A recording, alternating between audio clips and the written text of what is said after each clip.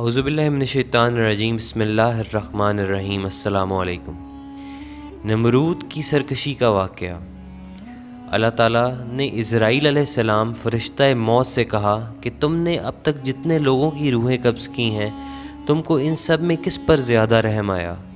انہوں نے جواب دیا کہ سبھی پر میرا دل غم سے نرم ہوتا ہے، مگر آپ کے حکم کی تعمیل پر سر تسلیم ہم کرتا ہوں۔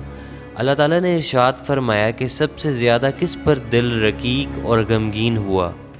حضرت عزرائیل علیہ السلام نے عرض کیا، اے ہمارے رب، ایک واقعے نے میرے دل کو سب سے زیادہ غمزدہ کیا تھا، اور وہ واقعہ یہ ہے کہ ایک دن سمندر کی تیز لہروں پر ہم نے آپ کے حکم سے ایک کشتی توڑ دی، یہاں تک کہ ریزہ ریزہ ہو گئی۔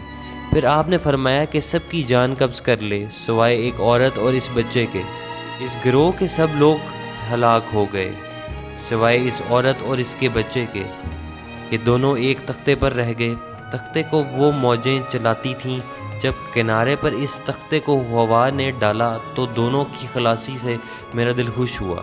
پھر آپ نے فرمایا کہ اب ماں کی جان قبض کرو اور بچے کو تنہا چھوڑ دو۔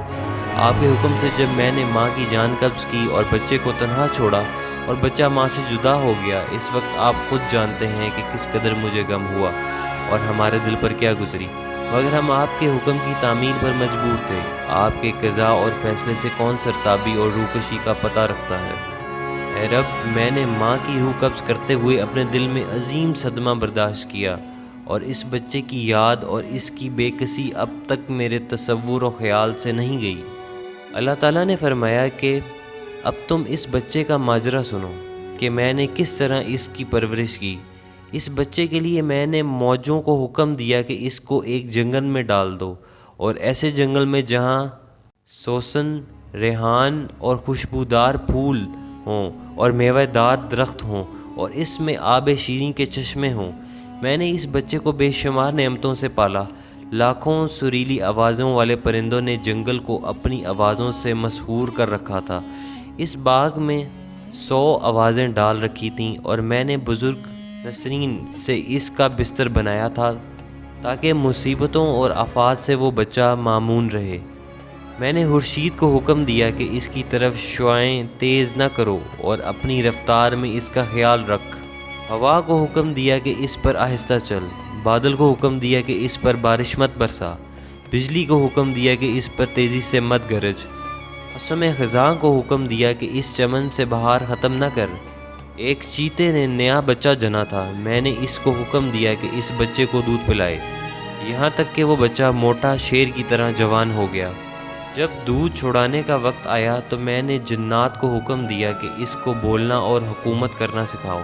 اس کی میں نے اس طرح پرورش کی جو تمام مخلوقات کے لیے عجیب و حیرت انگیز ہے، اور میرے کام اسی طرح عجیب و غریب ہوتے ہیں۔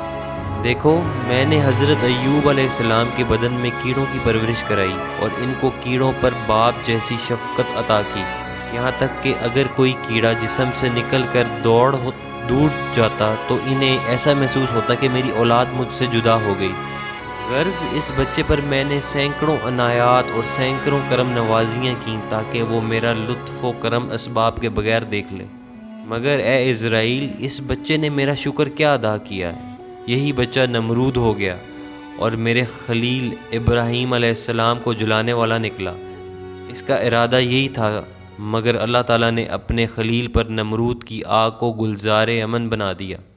ہمیں چاہیے کہ ہم اللہ تعالیٰ کی بے شمار نعمتوں کا شکر ادا کریں، مال و دولت اور عہد و منصب سے مغرور ہو کر سرکشی پر نہ اتریں، ورنہ اس کا انجام بھی نمرود کی طرح ہوگا اور دنیا و آخرت دونوں برباد ہو جائیں گے۔ اس واقعے سے ہمیں یہ سبق ملتا ہے کہ ہمیں ہر وقت اللہ تعالیٰ کے انعامات پر نظر رکھتے ہوئے اس کا شکر گزار بندہ بننا چاہیے۔